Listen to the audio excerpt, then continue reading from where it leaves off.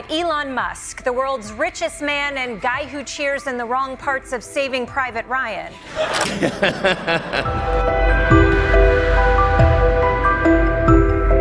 Elon Musk has access to your social security number, and that is not cool. Absolutely. Good. Musk has been installing his big balls in a whole bunch of little-known agencies. Can you imagine? Elon Musk's charisma reminds me of a ball of worms. Elon Musk's appeal is about as polished as a jumble of cables. He just got publicly dragged on national TV, and let's just say, he didn't take it well. Desi Lydic delivered a brutal takedown, going after Musk's sky-high ambitions, Trump's questionable decisions, and a government shakeup that sounds more like a scene from a sci-fi flick than something actually happening. But here's the kicker, some of it is really happening. Turns out Trump actually wanted Musk to lead a government efficiency commission. And how did that go? About as smoothly as the Cybertruck's first reveal. So what's the story? Why is Musk suddenly at the center of political satire? And how did Desi Lydic manage to tear him apart in just a few minutes? Here's how she did it, and how Musk fired back with what can only be described as a full-on meltdown. Aroused. We all know Donald Trump isn't a details kind of guy. We elected him to come up with big, brilliant ideas like renaming the Gulf of Mexico. No one else could have thought of that or should have thought of that. But it's okay that he's not big on details because during the campaign, This joke sets the tone for a playful look at Trump's leadership style, poking fun at his tendency to make big, dramatic announcements while leaving the finer details for others to figure out. The idea of renaming the Gulf of Mexico is clearly an exaggeration, meant to underline how Trump often focuses more on bold gestures than the specifics of policy. Trump is often seen as the kind of leader who prioritizes big picture thinking over detailed execution. He's positioned himself as a disruptor, someone who makes sweeping changes and shakes things up. This was especially obvious during his time in office, where major policy decisions were sometimes shared on social media before any concrete plans were in place. His approach is somewhat like that of a business executive who counts on a skilled team to carry out the details. Coming from a background in branding and real estate, Trump has often emphasized the importance of surrounding himself with top talent, something that fits perfectly with the point this joke is making. He might not dive into the specifics, but he always has someone else who can. Still, critics say that this style of leadership often results in poorly executed policies. A good example is the 2017 travel ban, which was rolled out so quickly that airports around the world were thrown into disarray due to a lack of planning and communication. Political humor thrives on exaggeration, and the idea of changing the name of the Gulf of Mexico is a perfect case.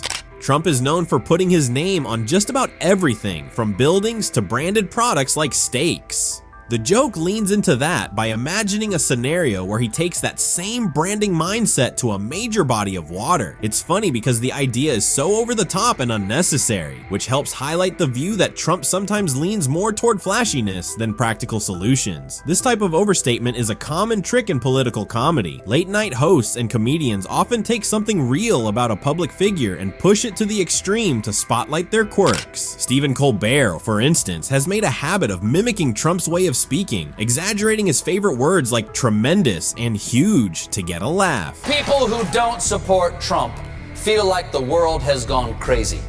Well, get in line. This approach isn't something Trump invented. Plenty of leaders, including former US presidents, have relied heavily on advisors and specialists, but Trump's picks often stirred up debate. A good example is when he put his son-in-law, Jared Kushner, in charge of several major efforts, like leading Middle East peace talks and managing the pandemic response, even though Kushner didn't have any direct experience in those areas.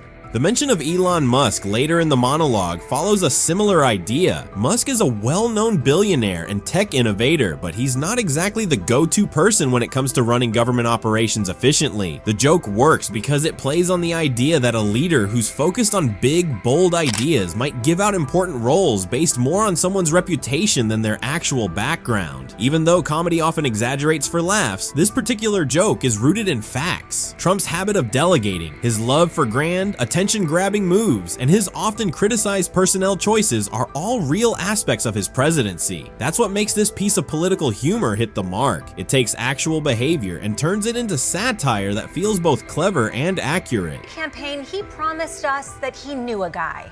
I'm going to appoint Elon Musk, who's a fantastic guy, to lead a government efficiency commission. tasked with saving trillions of dollars in fraud, waste, and abuse. We have tremendous fat, tremendous fat. Elon Musk is often seen as a big picture thinker, the kind of person who throws out wild ideas like colonizing Mars or putting computer chips in people's brains and somehow makes them feel almost within reach. But running the US government, that's a whole different ball game. The joke works because Musk isn't exactly known for handling red tape. He's known for taking big risks, some of which pay off massively, while others flop in pretty dramatic ways. Remember when the Cybertruck's windows shattered during its big reveal? That's what makes the idea of him. A guy who once sold flamethrowers just because he could, being tapped to lead an effort to reduce government waste so ironic and absurd. And yet, here's the twist. It's not entirely made up. In 2024, Trump actually floated the idea of forming a government efficiency commission and suggested Musk as the one to head it. According to the Associated Press, Trump thought Musk could help cut down on wasteful spending and make Washington run more efficiently. Don't take the bait, Desi. Don't take the bait. Be the bigger person. Be the bigger person. Okay. That's right, Elon Musk. Here's the catch. The US government isn't a tech startup. It's a vast system built on laws, regulations, and decades of bureaucratic traditions. You can't just stroll into the Department of Defense and say, let's move fast and break things. That's the kind of approach that could end up breaking democracy, not just improving efficiency. On paper, a government efficiency commission sounds like a solid idea. Who wouldn't want to cut waste? Every year, reports show billions of dollars lost to fraud, redundant programs, and overpriced contracts. But the problem is, making the government more efficient isn't just about slashing expenses. It's about finding the right balance between delivering essential public services and managing finances in a responsible way. History has shown that these efficiency commissions often get caught in their own bureaucracy. As soon as someone proposes cutting a government program, there's always someone arguing that it's critical. Then Congress gets involved, debates drag on, and before long, no real change happens. So while the image of Musk taking on the task of overhauling the entire federal government is amusing, even he would struggle to make a real difference. Unless, of course, he decided to replace all IRS agents with AI-powered Tesla bots. Now that would definitely be on brand. The final punchline in this joke ties back to Trump's signature speaking style, adding another layer of humor to the mix. Saving trillions of dollars in fraud, waste, and abuse. We have tremendous fat, tremendous fat.